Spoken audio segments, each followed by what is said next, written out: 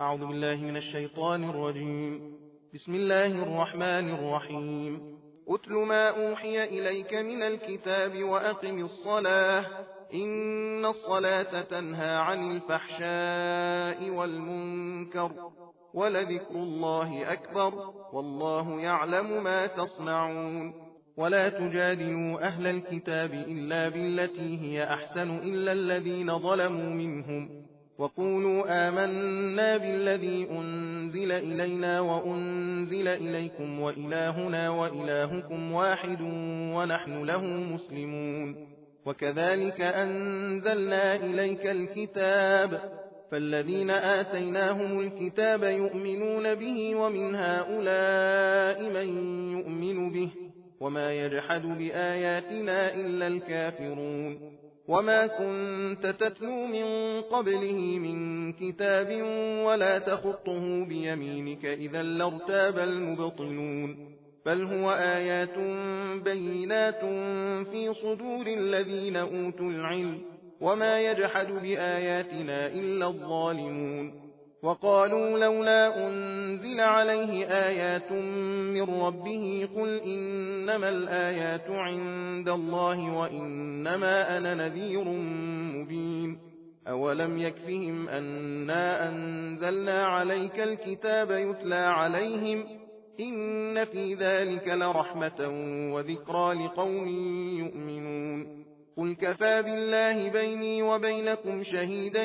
يعلم ما في السماوات والأرض والذين آمنوا بالباطل وكفروا بالله أولئك هم الخاسرون. ويستعجلونك بالعذاب ولولا أجل مسمى لجاءهم العذاب وليأتينهم بغتة وهم لا يشعرون. يستعجلونك بالعذاب وإن جهنم لمحيطة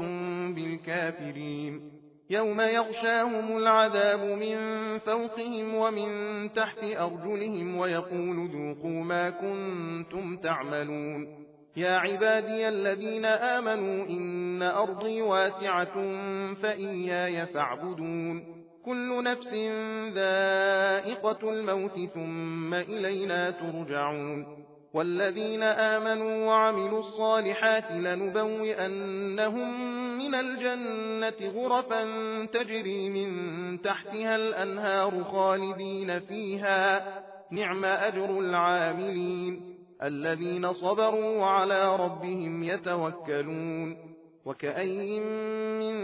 دابة لا تحمل رزقها الله يرزقها وإياكم وهو السميع العليم. ولئن سألتهم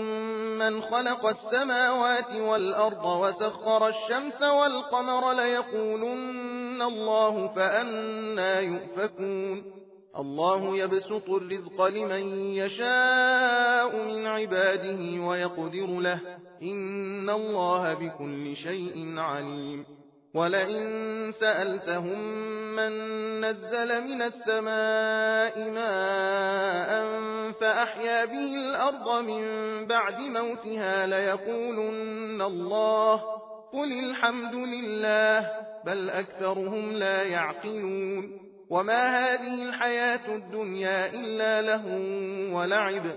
وإن الدار الآخرة لهي الحيوان لو كانوا يعلمون. فإذا ركبوا في الفلك دعوا الله مخلصين له الدين فلما نجاهم إلى البر إذا هم يشركون ليكفروا بما آتيناهم وليتمتعوا فسوف يعلمون. أولم يروا أنا جعلنا حرما آمنا ويتخطف الناس من حولهم أفبالباطل يؤمنون وبنعمة الله يكفرون. ومن أظلم ممن افترى على الله كذبا أو كذب بالحق لما جاءه أليس في جهنم مثوى للكافرين. والذين جاهدوا فينا لنهدينهم سبلنا وإن الله لمع المحسنين. بسم الله الرحمن الرحيم. ألف لام ميم. غلبت الروم في أدنى الأرض وهم من بعد غلبهم سيغلبون في بضع سنين لله الأمر من قبل ومن بعد ويومئذ يفرح المؤمنون بنصر الله ينصر من يشاء وهو العزيز الرحيم وعد الله لا يخلف الله وعده ولكن أكثر الناس لا يعلمون ظاهرا من الحياة الدنيا وهم عن الآخرة هم غافلون أولم يتفكروا في أنفسهم ما خلق الله السماوات والأرض وما بينهما إلا بالحق وأجل مسمى وإن كثيرا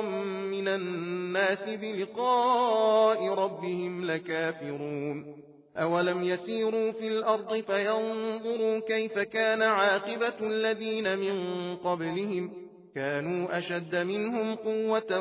وأثاروا الأرض وعمروها أكثر مما عمروها وجاءتهم رسلهم بالبينات فما كان الله ليظلمهم ولكن كانوا أنفسهم يظلمون ثم كان عاقبة الذين أساءوا السوء أن كذبوا بآيات الله وكانوا بها يستهزئون الله يبدأ الخلق ثم يعيده ثم إليه ترجعون ويوم تقوم الساعة يبلس المجرمون ولم يكن لهم من شركائهم شفعاء وكانوا بشركائهم كافرين ويوم تقوم الساعة يومئذ يتفرقون فأما الذين آمنوا وعملوا الصالحات فهم في روضة يحبرون وأما الذين كفروا وكذبوا بآياتنا ولقاء الآخرة فأولئك في العذاب محضرون فسبحان الله حين تمسون وحين تصبحون وله الحمد في السماوات والأرض وعشيا وحين تظهرون يخرج الحي من الميت ويخرج الميت من الحي ويحيي الأرض بعد موتها وكذلك تخرجون ومن آياته أن خلقكم من تراب ثم إذا أنتم بشر تنتشرون ومن آياته أن خلق لكم من أنفسكم أزواجا لتسكنوا إليها وجعل بينكم مودة ورحمة إن في ذلك لآيات لقوم يتفكرون ومن آياته خلق السماوات والأرض واختلاف ألسنتكم وألوانكم إن في ذلك لآيات للعالمين ومن آياته منامكم بالليل والنهار وابتغاؤكم من فضله إن في ذلك لآيات لقوم يسمعون ومن آياته يريكم البرق خوفا وطمعا وينزل من السماء ماء فيحيي به الأرض بعد موتها إن في ذلك لآيات لقوم يعقلون ومن آياته أن تقوم السماء والأرض بأمره ثم إذا دعاكم دعوة من الأرض إذا أنتم تخرجون وله من في السماوات والأرض كل له قانتون وهو الذي يبدأ الخلق ثم يعيده وهو أهون عليه وله المثل الأعلى في السماوات والأرض وهو العزيز الحكيم ضرب لكم مثلا من أنفسكم هل لكم مما ملكت أيمانكم من شركاء فيما رزقناكم فأنتم فيه سواء تخافونهم كخيفتكم أنفسكم كذلك نفصل الآيات لقوم يعقلون بل اتبع الذين ظلموا أهواءهم بغير علم فمن يهدي من أضل الله وما لهم من ناصرين فأقم وجهك للدين حنيفا فطرة الله التي فطر الناس عليها لا تبديل لخلق الله ذلك الدين القيم ولكن أكثر الناس لا يعلمون منيبين إليه واتقوه وأقيموا الصلاة ولا تكونوا من المشركين من الذين فرقوا دينهم وكانوا شيعا كل حزب بما لديهم فرحون وإذا مس الناس ضر دعوا ربهم منيبين إليه ثم إذا أذاقهم منه رحمة إذا فريق منهم بربهم يشركون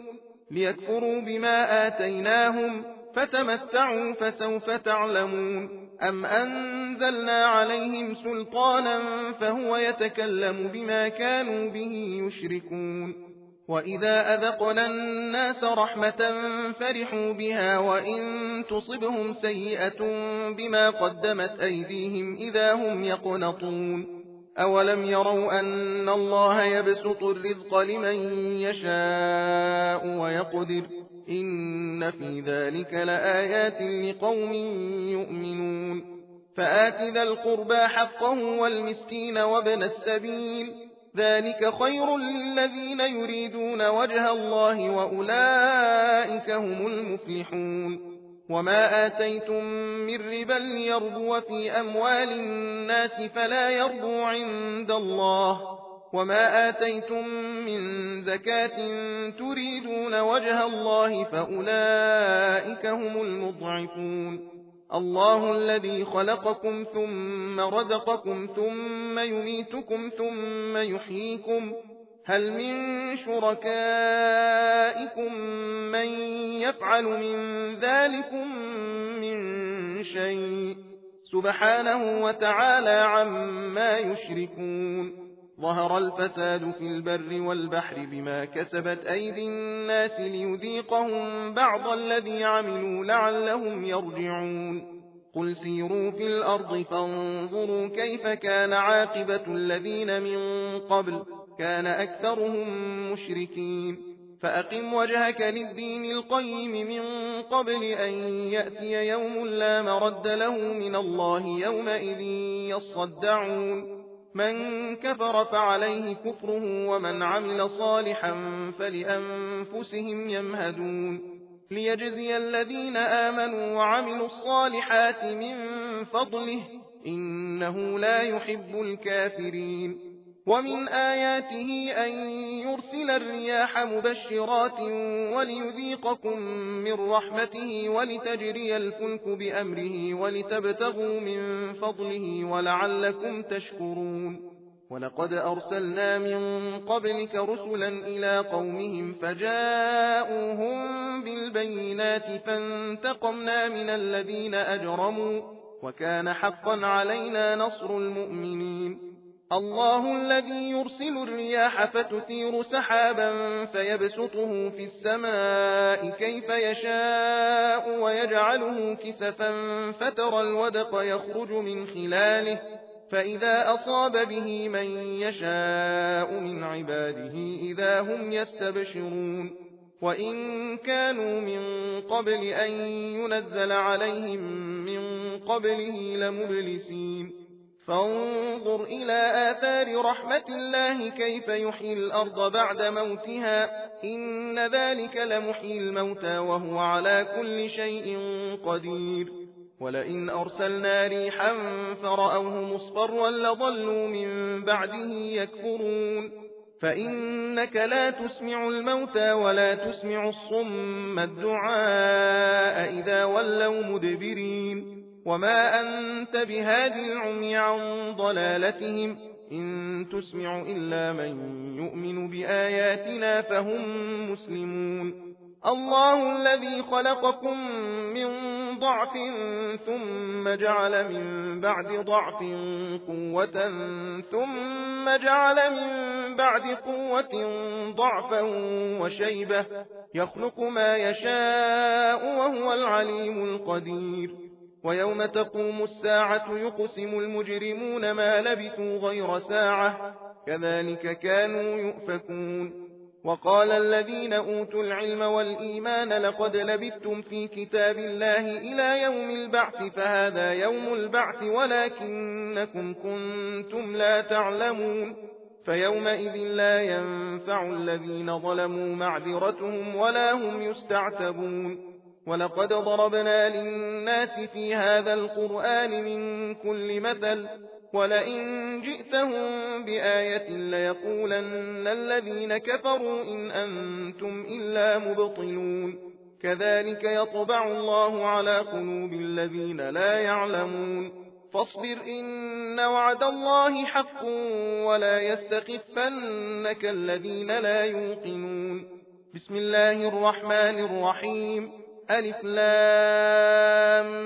ميم تلك آيات الكتاب الحكيم هدى ورحمة للمحسنين الذين يقيمون الصلاة ويؤتون الزكاة وهم بالآخرة هم يوقنون أولئك على هدى من ربهم وأولئك هم المفلحون ومن الناس من يشتري لهو الحديث ليضل عن سبيل الله بغير علم ويتخذها هزوا أولئك لهم عذاب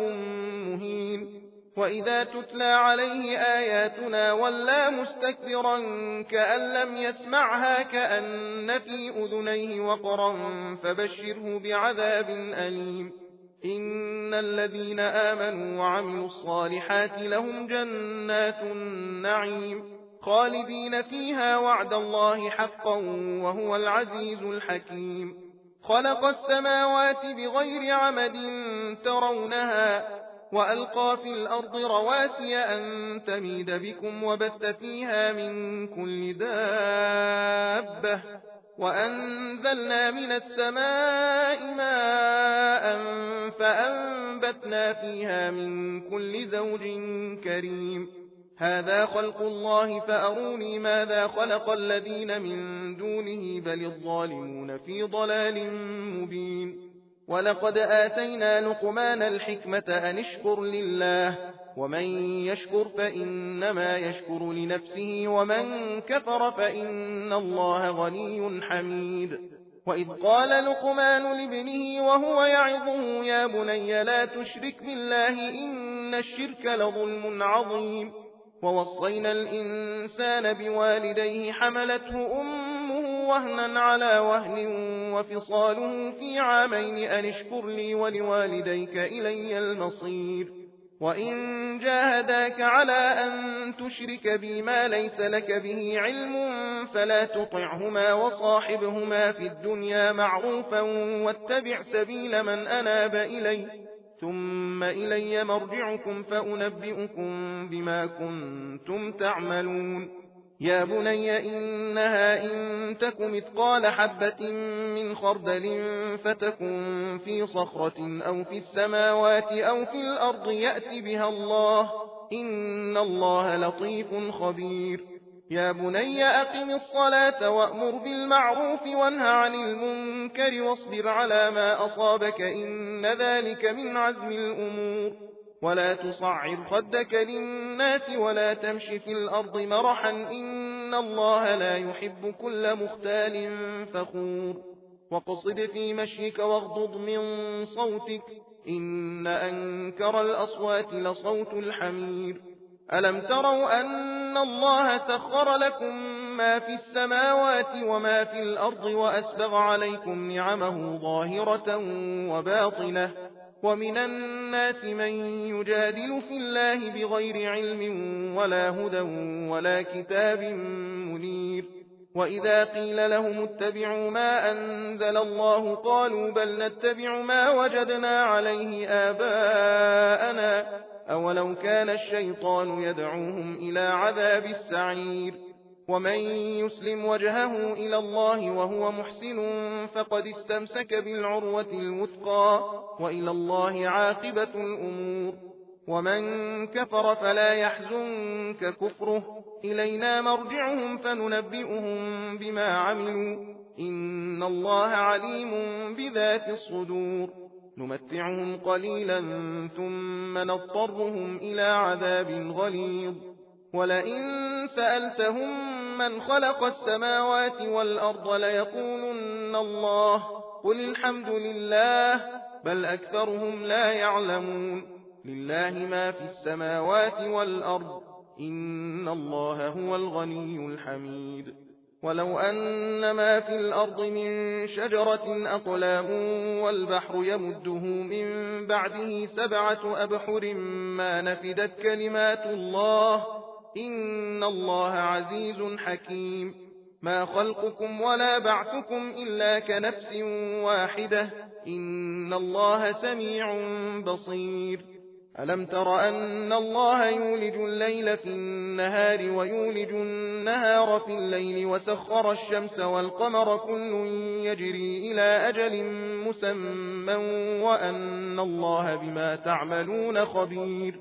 ذلك بأن الله هو الحق وأن ما يدعون من دونه الباطل وأن الله هو العلي الكبير ألم تر أن الفلك تجري في البحر بنعمة الله ليريكم من آياته إن في ذلك لآيات لكل صبار شكور وإذا غشيهم موج كالظلل دعوا الله مخلصين له الدين فلما نجاهم إلى البر فمنهم مقتصد وما يجحد بآياتنا إلا كل ختار كفور يا أيها الناس اتقوا ربكم واخشوا يوما لا يجزي والد عن ولده ولا مولود هو جاز عن والده شيئا إن وعد الله حق فلا تغرنكم الحياة الدنيا ولا يغرنكم بالله الغرور إن الله عنده علم الساعة وينزل الغيث ويعلم ما في الأرحام وما تدري نفس ماذا تكسب غدا وما تدري نفس بأي أرض تموت إن الله عليم خبير بسم الله الرحمن الرحيم ألف لام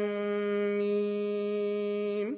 تنزيل الكتاب لا ريب فيه من رب العالمين أم يقولون افتراه بل هو الحق من ربك لتنذر قوما ما أتاهم من نذير من قبلك لعلهم يهتدون الله الذي خلق السماوات والأرض وما بينهما في 6 أيام ثم استوى على العرش ما لكم من دونه من ولي ولا شفيع أفلا تتذكرون يدبر الأمر من السماء إلى الأرض ثم يعرج إليه في يوم كان مقداره 1000 سنة مما تعدون ذلك عالم الغيب والشهادة العزيز الرحيم الذي أحسن كل شيء خلقه وبدأ خلق الإنسان من طين ثم جعل نسله من سلالة من ماء مهين ثم سواه ونفخ فيه من روحه وجعل لكم السمع والأبصار والأفئدة قليلا ما تشكرون وقالوا أئذا ضللنا في الأرض أئنا لفي خلق جديد بل هم بلقاء ربهم كافرون قل يتوفاكم ملك الموت الذي وكل بكم ثم إلى ربكم ترجعون ولو ترى إذ المجرمون ناكسوا رؤوسهم عند ربهم ربنا أبصرنا وسمعنا فارجعنا نعمل صالحا إنا موقنون ولو شئنا لآتينا كل نفس هداها ولكن حق القول مني لأملأن جهنم من الجنة والناس أجمعين فذوقوا بما نسيتم لقاء يومكم هذا إنا نسيناكم وذوقوا عذاب الخلد بما كنتم تعملون إنما يؤمن بآياتنا الذين إذا ذكروا بها خروا سجدا وسبحوا بحمد ربهم وهم لا يستكبرون لا إله إلا الله حقا حقا لا إله إلا الله إيمانا وتصديقا لا إله إلا الله عبودية ورقا سجدت لك يا رب تعبدا ورقا لا مستنكفا ولا مستكبرا بل أنا عبد ذليل ضعيف خائف مستجير. سبحان ربي الأعلى وبحمده. سبحان الله. تتجافى جنوبهم عن المضاجع يدعون ربهم خوفا وطمعا ومما رزقناهم ينفقون فلا تعلم نفس ما أخفي لهم من قرة أعين جزاء بما كانوا يعملون أفمن كان مؤمنا كمن كان فاسقا لا يستوون أما الذين آمنوا وعملوا الصالحات فلهم جنات المأوى نزلا بما كانوا يعملون وأما الذين فسقوا فمأواهم النار كلما أرادوا أن يخرجوا منها أعيدوا فيها وقيل لهم ذوقوا عذاب النار الذي كنتم به تكذبون ولنذيقنهم من العذاب الأدنى دون العذاب الأكبر لعلهم يرجعون ومن أظلم ممن ذكر بآيات ربه ثم أعرض عنها إنا من المجرمين منتقمون ولقد آتينا موسى الكتاب فلا تكن في مرية من لقائه وجعلناه هدى لبني إسرائيل وجعلنا منهم أئمة يهدون بأمرنا لما صبروا وكانوا بآياتنا يوقنون إن ربك هو يفصل بينهم يوم القيامة فيما كانوا فيه يختلفون أولم يهد لهم كم أهلكنا من قبلهم من القرون يمشون في مساكنهم إن في ذلك لآيات أفلا يسمعون أولم يروا أنا نسوق الماء إلى الأرض الجرز فنخرج به زرعا تأكل منه أنعامهم وأنفسهم أفلا يبصرون ويقولون متى هذا الفتح إن كنتم صادقين قل يوم الفتح لا ينفع الذين كفروا إيمانهم ولا هم ينظرون فأعرض عنهم وانتظر إنهم منتظرون بسم الله الرحمن الرحيم يا أيها النبي اتق الله ولا تطع الكافرين والمنافقين إن الله كان عليما حكيما واتبع ما يوحى إليك من ربك إن الله كان بما تعملون خبيرا وتوكل على الله وكفى بالله وكيلا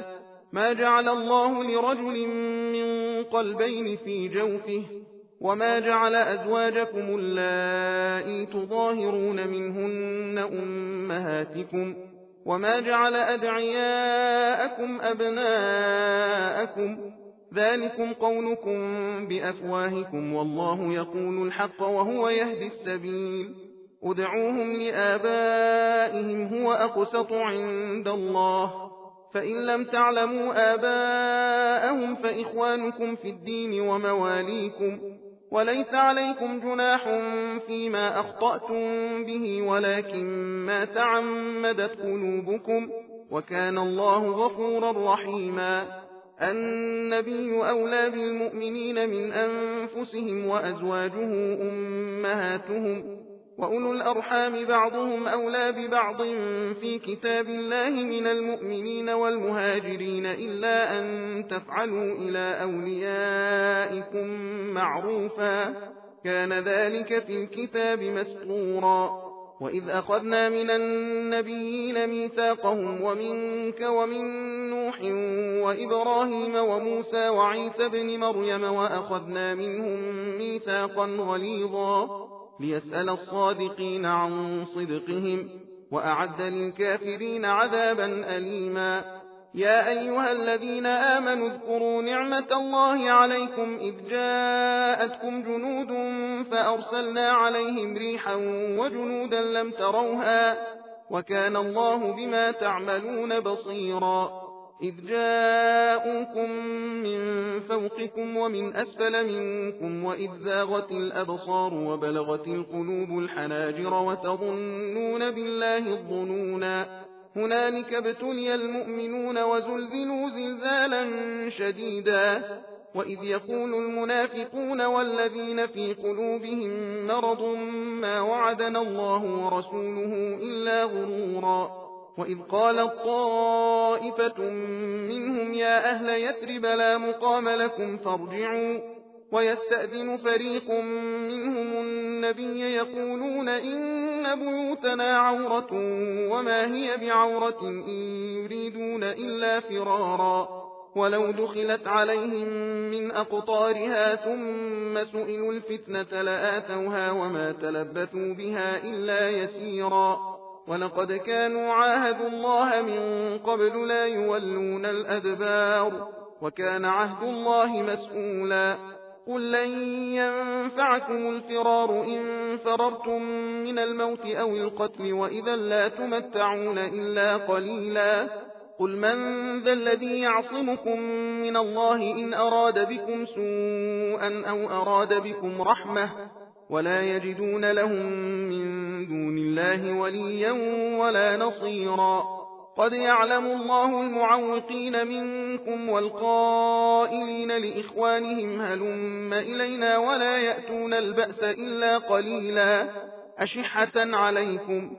فإذا جاء الخوف رأيتهم ينظرون إليك تدور أعينهم كالذي يغشى عليه من الموت،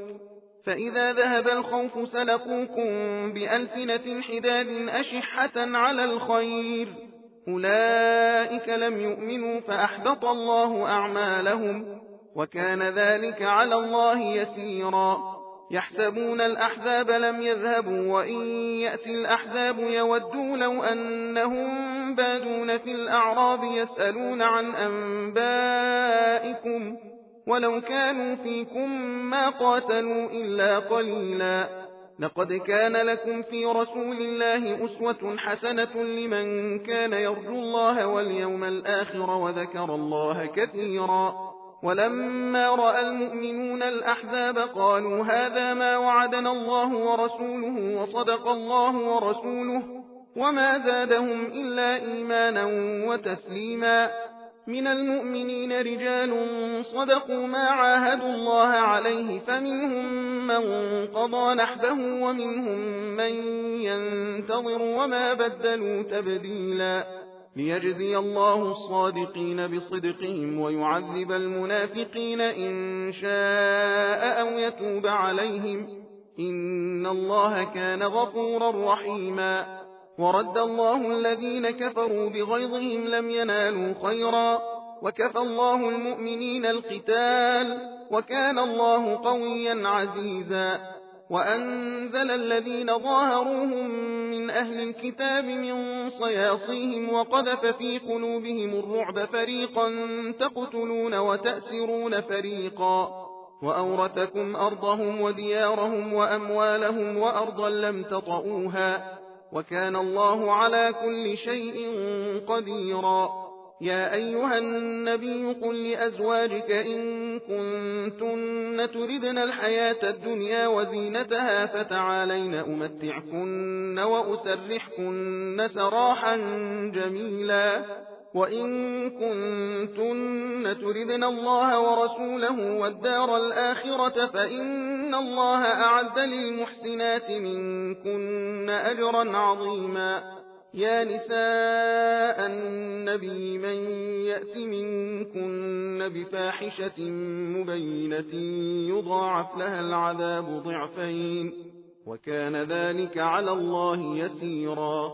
صدق الله العلي العظيم. إنا هديناه السبيل إما شاكرا